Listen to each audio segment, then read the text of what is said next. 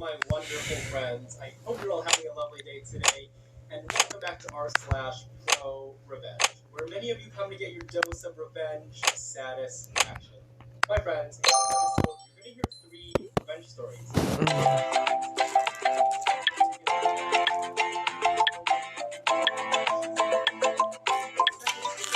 He gets fired from a corporate job and brings in better lawyers than they have. And we'll finish up with a story about a mother who won't stop gossiping. Who knows one of those?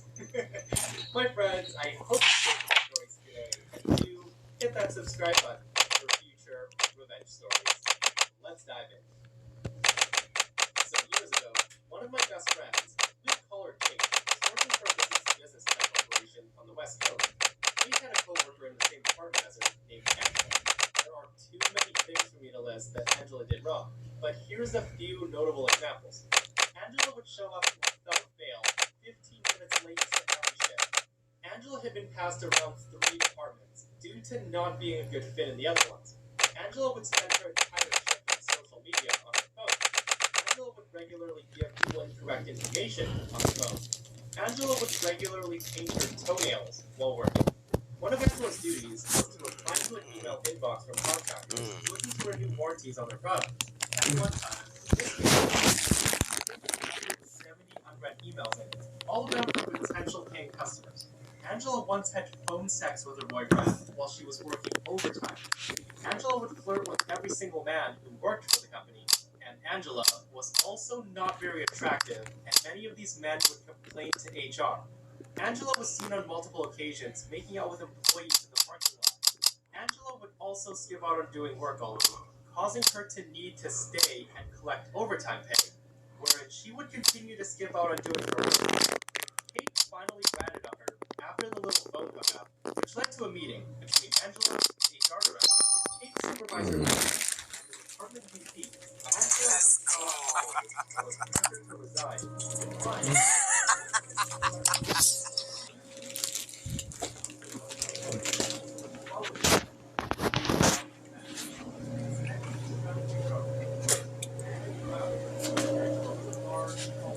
Was physically intimidating and somehow bullied one of the coworkers into revealing that Kate was a snitch. Angela spent the next week making Kate's life a living hell, verbally harassing her and being overall nasty whenever she saw Kate. She also gossiped and started rumors behind her back. It reached a breaking point when Angela shoved Kate while passing her in the hallway one day. HR was notified, and once again, Angela somehow made it off scot-free. Knowing that Angela was somehow invincible to HR, many of Kate's coworkers began ostracizing Kate, fearing that Angela would target them as well, and nobody would corroborate Kate's reports of Angela starting rumors or harassing her. Kate quickly went from loving her job to hating it, and became depressed during this time. It was at this time that I decided that I would get revenge. Angela had won pretty handily. Knowing that Kim had no teeth because HR wouldn't touch her, Angela went back to not doing any work. She got engaged and bragged to everyone at the office about her extravagant destination wedding plans. About a month later, she unexpectedly received a text from one of her coworkers. It was a screenshot of the text message conversation with the department VP. The VP had revealed that he had been sleeping with Angela, and this message had made its way around the gossip mill back to Kate. Her invincibility to HR suddenly made a lot more sense. I knew I was eventually going to expose her affair to her fiance, but decided to wait on it. The day of reckoning comes about 2 weeks before the big wedding day. And on Friday after work, I make a throwaway Facebook account and send all of the proof I have to her fiance. He doesn't reply, but I can see that he's seen it at 6 p.m. The wedding plans were canceled on Facebook that Sunday. Monday rolls around, and Angela comes in about 15 minutes late. Announces to HR. A 4-way meeting takes place between Angela, the HR director, and the department VP, the one she's sleeping with. 10 minutes go by, and Kim and the HR director both leave. 5 minutes later, Angela leaves the office, followed shortly by the department VP. They both return to their own workspaces. Angela begins working, and 15 minutes later, the department VP arrives with Kim and security and tells Angela to pack her things up and turn in her badge. Angela is then escorted out of the building, and she protested to the VP. The entire way out, he only said 2 words to her: "You are replaceable." I did did not find out how this happened until months later. Kim eventually revealed what transpired to Kate. Angela had racked up tens of thousands of dollars in credit card debt paying for her wedding. Now that her engagement was off, she tried to use her affair with the department VP to blackmail her way into a pay raise. She had told them that she had received offers from other companies that would pay her much more, which was a lie, and that she'd leave if they didn't give her a significant raise. When Kim and the HR director left the room, the department VP told Angela that if they got it in writing that she would quit and give 2 weeks notice, that he could convince them to give her a raise. He also reassured her that she could take it back during her 2 weeks notice and maintain her position. Angela took the bait, and the VP immediately took this formal, in-writing notice of resignation to HR and Kim. Rather than having her complete the 2 weeks notice, they decided that it wouldn't be necessary, so she left that very day. Something tell me, how the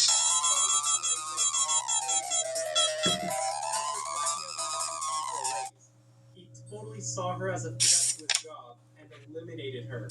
Not only was Angela sleazy and lazy, but she seemed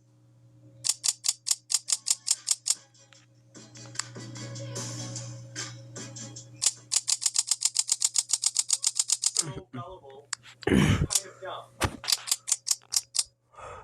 This happened to me about 20 years ago while I was college. I got a job basically office sitting on weekends. I showed up at 8 a.m. and every hour I checked over things, handled the occasional phone call, and then left when the 4 p.m. person arrived. Most of the time, I would read, watch TV, or play games on my laptop. I probably worked no more than 10 minutes of every hour, unless something went wrong. It went on like this for years. The pay was decent, holidays were double pay, and I even had opportunities to cover weekday shifts when others were sick. One day, while I was covering the midday shift, my boss asked me to come into his office. He told me that the evening weekday position was going to become available that night. He offered me the position, which I accepted. I was told to punch out and return at 5 p.m. that night. The reason it went down like this should be obvious. Things went okay for a while. I showed up at 4 p.m., did the normal things, and then left at 12 a.m. when my relief arrived. It was a little more work. There were much more calls at night. Then after 9 months, things started to go south. The daytime person developed a huge attitude problem and went from a nice person to a total Karen. She would complain about everything I did. One time, I was jammed up at a remote site, and she called them. 5 hours later, I saw that the jam was still there, so I called that site again to see if they were still working on it, or if something else was wrong. I wanted to help solve this problem right away, because the woman on our end, who would be the one to help them, was leaving soon. They did have a problem, and so I hooked them up. My reward for making sure the problem got solved, and to not have to bother an upper-level employee at home on a Friday, was I got yelled at because Karen complained that I had apparently ignored her log entry about the issue. My defense was ignored. The boss had me highlight important things on the log to verify that I read them. Things plodded on for a while with this new normal. I tiptoed around Karen when needed, thankful for the fact that I only had to deal with her for no more than 5 minutes. I did this stupid highlighting thing, and my log entries started getting more and more detailed, even referencing Karen's calls when I had to follow up on an issue that crossed shifts. The following summer, just after I crossed the 1-year mark, I went on vacation to visit some friends out of state. When I got back after about a week, my boss came down after everyone had left and had me describe how I did a certain task, which involved certain updates. I explained to him how I did it, and so forth. Hello, I want a new keyboard. Make it look like me. Just He was firing me. I had transposed the date code of the English file for the French file, which was the previous one. The newest one had already been applied anyway, but nothing was wrong. There was just a reason to get rid of me. So I left the office. My state is an at-will employment state, which means that I can quit at any time for any reason, and my employer can terminate me at any time for any reason. The only exceptions were state and federal laws, such as race, religion, etc. And I thought I was screwed, so I just began applying everywhere I could.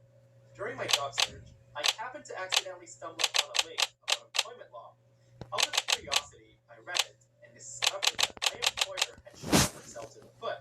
In the employee handbook, there was a job security clause. What this stated was that they would never lay us off as such if our jobs were eliminated. We would simply be retrained and sent to fill an opening elsewhere in the company. It sounds good, but it resulted in them picking up reasons to fire people to get around it. Their fancy, high-priced lawyers had missed something. In my state's laws, The ones passed by legislature, I was screwed because of, quote, at will.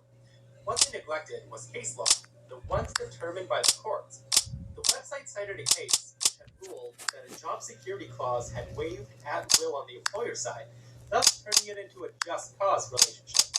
This means that they had to have a real reason to fire me, which they didn't. And I sought out a lawyer.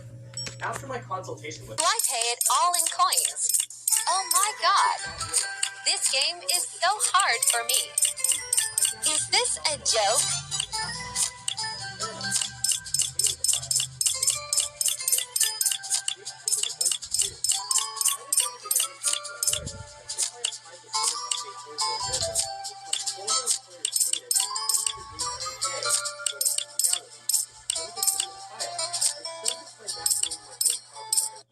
using the update archive available from the vendor. Then, the automated. A script would snag the file and process it every day on its own. A change on the vendor site wrote the script. It was easy to fix, but no one had bothered to do it because the guy who wrote it had retired. The fix involved deleting 3 characters on one line of the script. The task was also marked as only being a weekday task. In my firing, I was told how important this update was, and so forth. If it was so important, why was it not done on weekends or the holidays? The vendor pushed for updates on these days too, as I showed my lawyer the one from this morning.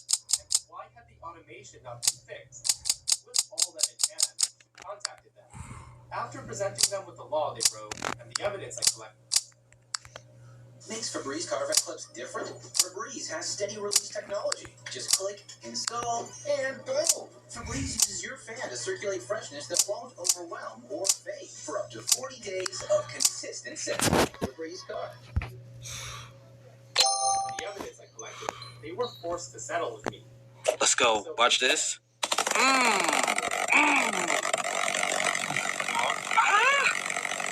This is such a stress reliever. I love slicing these things. Don't play with knives unless it's slice it all. 50 times? Can you get it? There's a good portion of my salary though.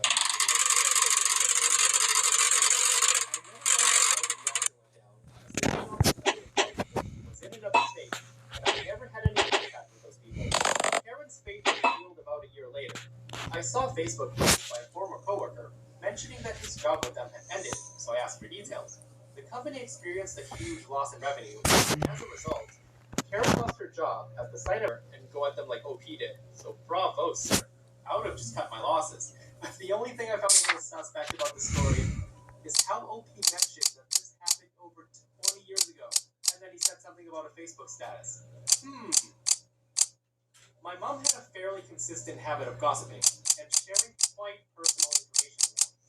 We knew she was doing it, but she would adamantly deny having ever done such a thing.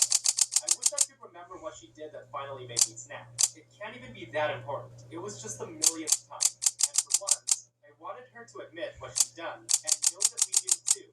So we stopped staying.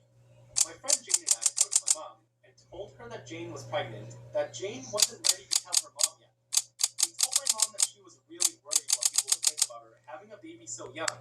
She did not want anybody to know yet, so it had to be top secret.